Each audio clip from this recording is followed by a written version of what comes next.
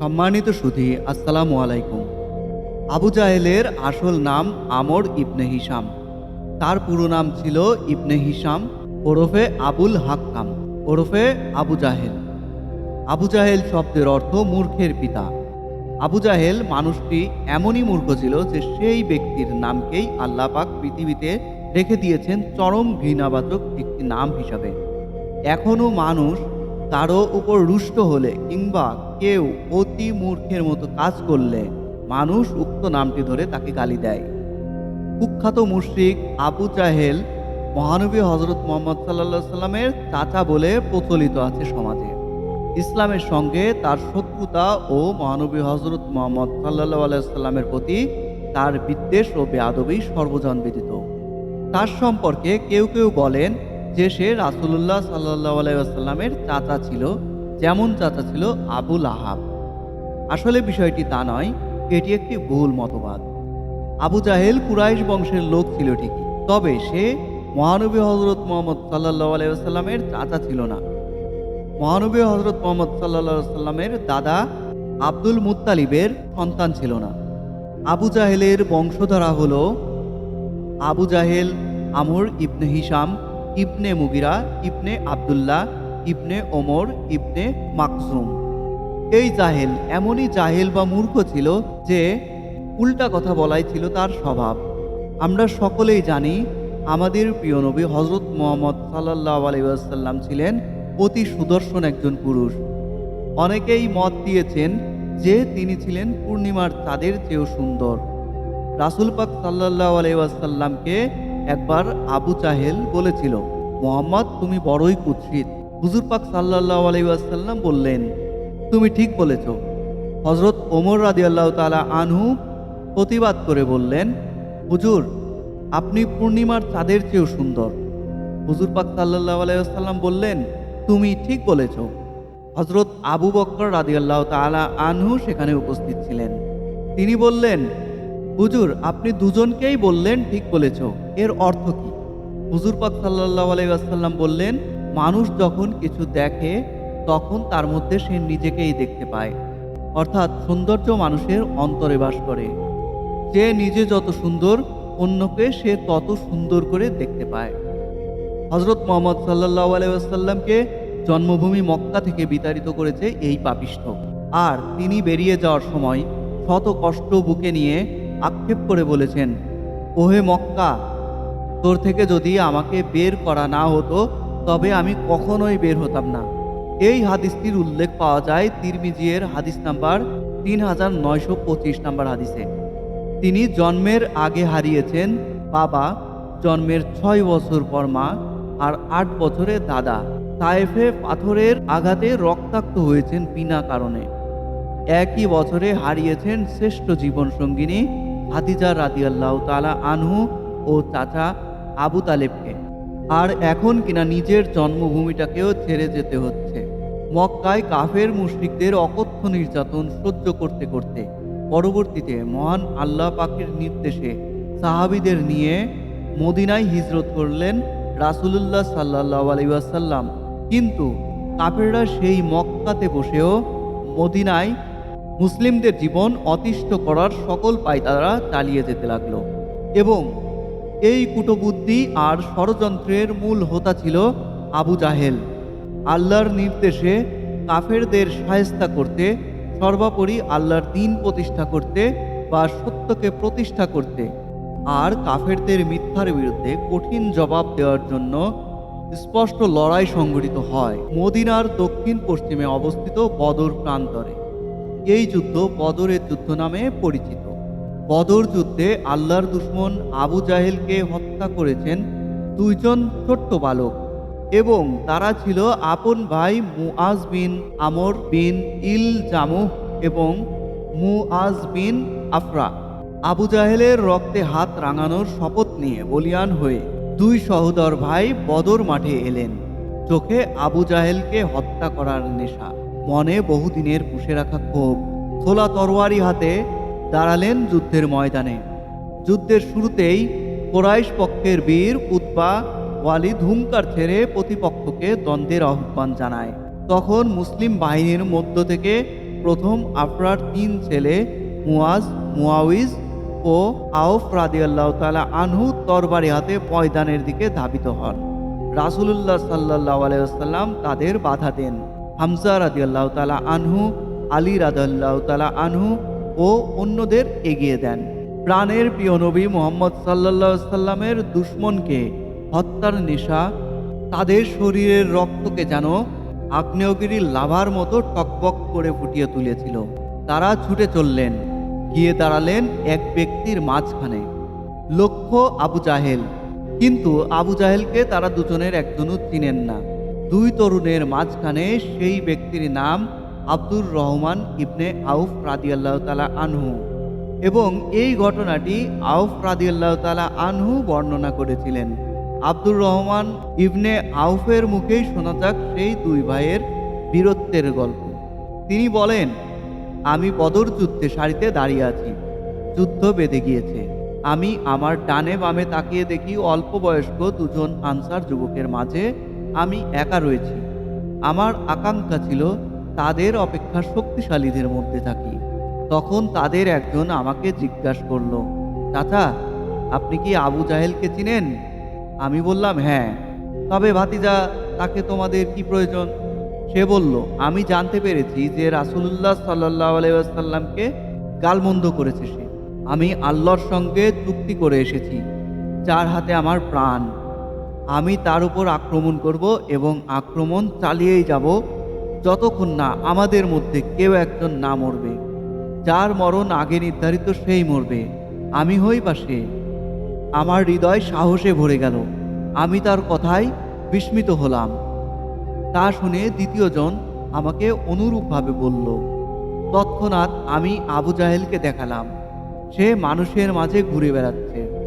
তখন আমি বললাম, এই যে তোমাদের সেই ব্যক্তি যার সম্পর্কে তোমরা আমাকে জিজ্ঞাসা করেছিলে। তারা তৎক্ষণাৎ নিজেদের তরবারি নিয়ে তার দিকে ঝাঁপিয়ে পড়ল এবং তাকে হত্যা করল। এরা হলো আফরার দুই পুত্র। এই হাদিসটি রয়েছে বুখারীর 3988 নম্বর হাদিসে। মুয়াজের বর্ণনায় আবু জাহেল হত্যার চিত্রপট এভাবে চিত্রিত হয়েছে। তিনি বলেন, আমি যখন আবু জাহেলকে চিনে নিলাম, সঙ্গে সঙ্গে তাকে উদ্দেশ্য করে রওনা করলাম। মুশরিকরা তার নিরাপত্তার জন্য চারপাশ থেকে ঘিরে রেখেছে। একজন মুসলিম সৈনিক আমাকে লক্ষ্য করে বললেন, ওহে বালক, আবু জাহেলের কাছে যেও না, তোমার ওপর কঠিন বিপদ নেমে আসবে। আল্লাহর কসম, তার সাবধান বাণী শুনে আমার ভেতরের প্রতিশোধের আগুন দাউ দাউ করে জ্বলে উঠল। তাকে হত্যার দৃঢ়তা বৃদ্ধি পেল। আমি আবু জাহেলের দিকে এগিয়ে গেলাম। সুযোগ পেয়ে তার ওপর ঝাঁপিয়ে পড়লাম। ক্ষিপ্র বেগে আঘাত করলাম। প্রচণ্ড গতির আঘাতে তার পায়ের গোছা শরীর থেকে আলাদা হয়ে মাটিতে থুবড়ে পড়ল। আমার ভাই মুয়াউইজ আমার অনুসরণ করল। সে আবু জাহেলের ওপর চড়ে বসে তার গলায় ছুরি চালাতে থাকল। মুশরিকরা আবু জাহেলকে বাঁচানোর জন্য তার দিকে তীর বর্ষা নিক্ষেপ করতে লাগলো।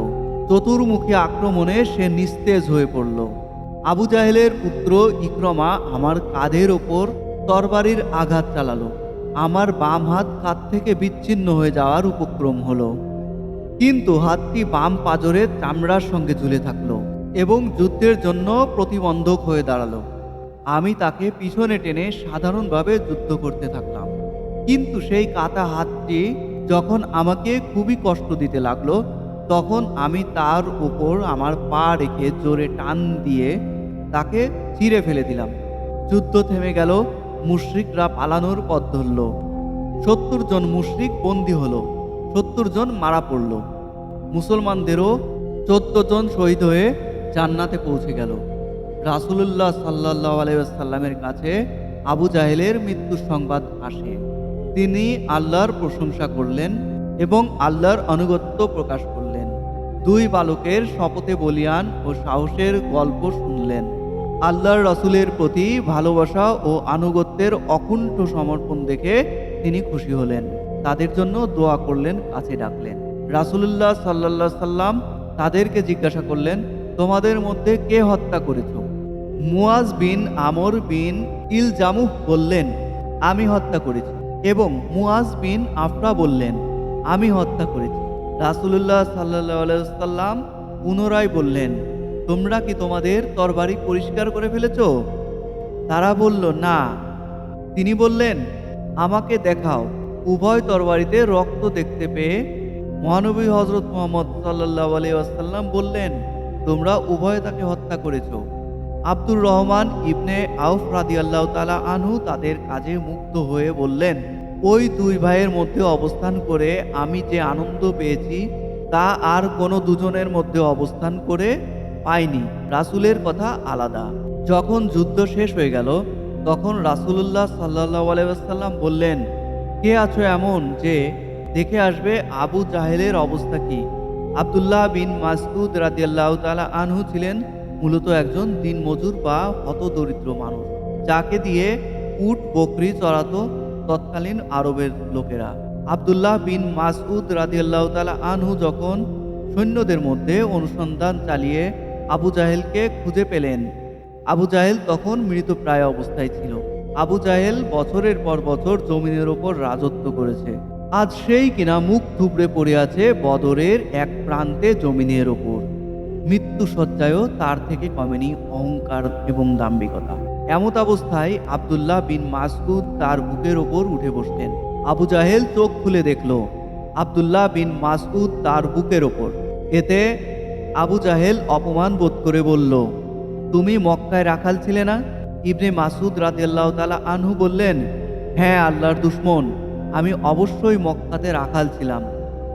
আবু জাহেল বলল, হে উটপালক, তুমি অনেক বড় স্থানে বসে আছো। এত বড় সম্মানিত উচ্চ আসনে এর আগে কেউ কখনো বসেনি। ইবনে মাসউদ রাদিয়াল্লাহু তাআলা আনহু বললেন, আজকে কার দিন? আজকে কে বিজয়ী হয়েছে? আল্লাহ ও তার রাসূল সাল্লাল্লাহু আলাইহি ওয়াসাল্লাম বিজয়ী হয়েছেন।